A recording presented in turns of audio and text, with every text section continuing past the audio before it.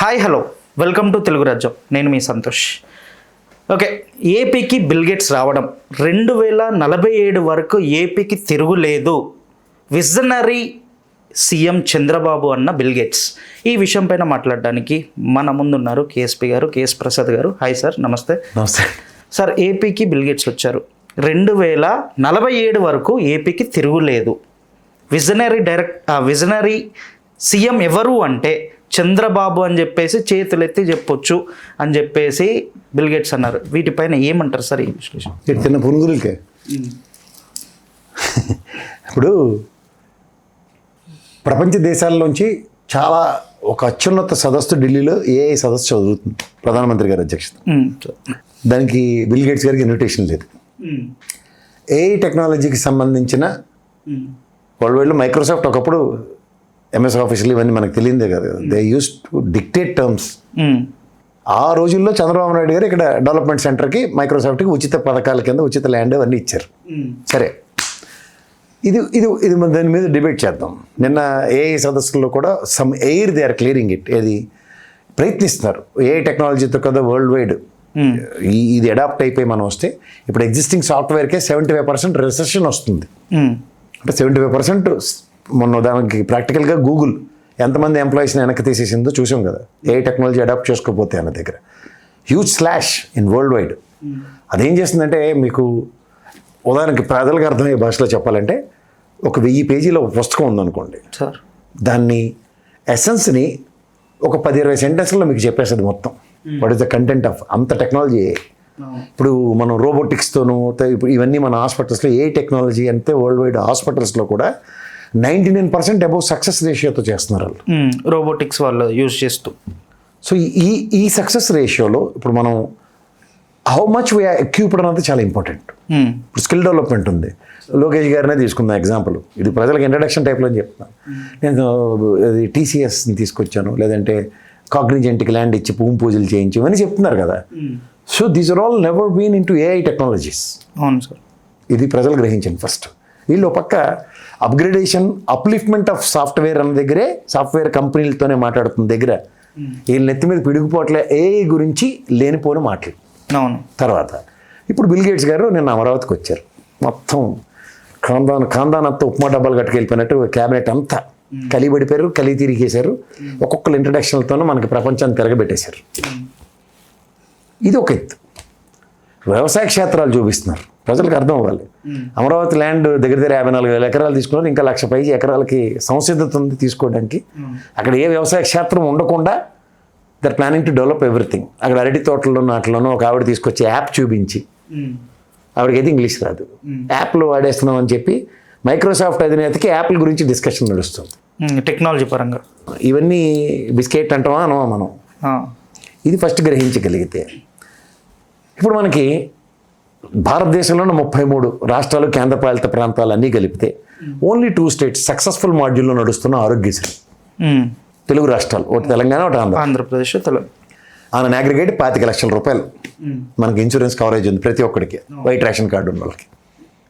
ఇప్పుడు మనకి ఆయుష్మాన్ భారత్ అని తీసుకొచ్చారు భారతదేశంలో. కమ్మసాని గారు మొన్న పొగేసుకుని మరీ చెప్పారు కదా, అది ఎంత? 5 లక్షల కవరేజ్. దీనికి మనకి ఒక కార్డు కావాలి కదా. మనకి ఆరోగ్యశ్రీ అంటే ఆధార్ వైట్ రేషన్ కార్డు కావాలి. దీనికి ఏం కావాలా? ఒక కార్డు కావాలా, ఒక టెక్నాలజీ కావాలా, పలానా హాస్పిటల్తో టైఅప్లు కావాలా, జస్ట్ లైక్ ఆరోగ్యశ్రీ లాగా. దీన్ని అనుసంధానించడానికి మన ఆంధ్రప్రదేశ్ వాళ్ళు కొత్త పేరు పెట్టారు, సంజీవని అని. సంజీవని, ఓకే. 3వ కంటికి అనుమానం రాకుండా. ఇది దీనికన్నా ముందు ఇంకో ఇంట్రడక్షన్ చెప్పాలి. చంద్రబాబు గారు ఏంటి చెప్తూ ఉంటారు? సంపద సృష్టిస్తాం, ఉపాధి కల్పన 20 లక్షల మందికి ఉద్యోగాలని. ఆయుష్మాన్ భారత్కి సంబంధించిన ఒక నేషనల్ లెవెల్లో ప్రాజెక్ట్ నడుస్తుంది. ఆయన అగ్రిగేట్ 400 నుంచి 4,000 కోట్లు. ఇది ఈ ఐడి కార్డులు, సీసీ కెమెరాలు, నెక్స్ట్ హాస్పిటల్స్ డేటా అంతా ఎక్కించడం, ఇలాంటి కార్యక్రమాలని ఇవన్నీ తీసుకెళ్ళి బిల్గేట్స్ ఏదైనా పెడితే బిల్డప్లు కామాట మైక్రోసాఫ్ట్ అని. మరి ఉపాధి కల్పిస్తాం అన్న మీలాంటి వాళ్ళు ఇప్పుడు ఎవరికో ఒక చిన్న శతక వాళ్ళందరికీ ఫ్రీగా లోకేష్ గారు ల్యాండ్లు ఇచ్చేస్తున్నారు కదా. అలా ఈ పాట డేటా సెంటర్లు ఉన్న సాఫ్ట్వేర్ని ఆంధ్రప్రదేశ్కి తీసుకొచ్చే కార్యక్రమంలో కేంద్ర రాష్ట్ర ప్రభుత్వాలు ఉన్న 400 కోట్ల ప్రాజెక్టులు మీకు ఇస్తామని చెప్పి అలా అగ్రిగేట్ 10-20 కంపెనీల కింద వాటిని 10 కోట్ల చొప్పున స్ప్లిట్ చేస్తూ ఉపాధి కల్పన కార్యక్రమానికి ఎందుకు తెరలేపట్లేదు? మన మెడికల్ డేటా అంతా తీసుకెళ్ళి బిల్ గేట్స్కి ఇచ్చే కార్యక్రమం తెరలేపుతుంటే ఇది ఆశ్చర్యకరంగా లేదా ప్రజలకి? అవును. అంటే పేరు గొప్ప ఊరు దెబ్బ అన్నట్టు ఒకప్పుడు ఉండేది. చెట్టు పేరు చెప్పుకుని కాయలు అమ్ముకోవడం చంద్రబాబు నాయుడు గారి సిద్ధహస్తుడు. బికాజ్ ఈజ్ క్యాపిటలిస్ట్ భావం. అంటే ఏ రకంగా సార్? సింపుల్గా చెప్తాను. ఇప్పుడు మైక్రోసాఫ్ట్ తెలంగాణలో తీసుకొచ్చారు, ఫ్రీ ల్యాండ్ ఇచ్చారు. ఆయనకి ఏమైనా ఇన్ఫ్రాస్ట్రక్చర్ తీసుకొచ్చి డెవలప్మెంట్ సెంటర్ పెట్టాడు ఇక్కడ.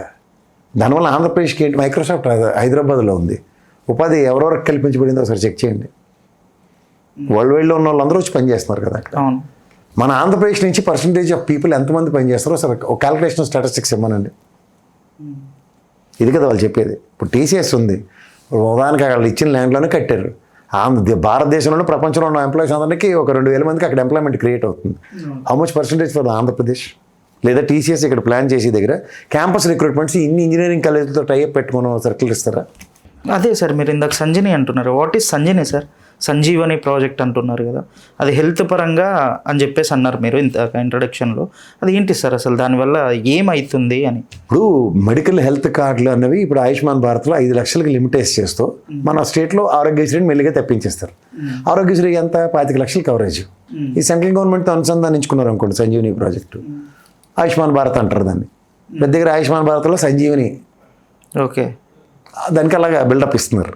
ఇచ్చారనుకోండి పైలట్ ప్రాజెక్ట్ కింద మన ఆంధ్రప్రదేశ్ ఎంచుకున్నారు అనుకోండి. ఎగ్జాంపుల్ 400 to 4,000 crores గ్రాంట్ వచ్చేస్తుంది. పట్టపట్టు వచ్చి కార్డులు తెరిచి బిల్డప్లు ఇచ్చారనుకోండి. టక్ మన ఊరంతా పంచారు. అలా పెమ్మసాని గారు ఫస్ట్ చెప్పినప్పుడు ఏంటి 28,000 మంది అంటే లేదండి ఇంకా అంత కూడా డేటా లేదు సార్ మన దగ్గర అని చెప్తున్నారు పక్కన. 28,000 మంది ఎక్కడ?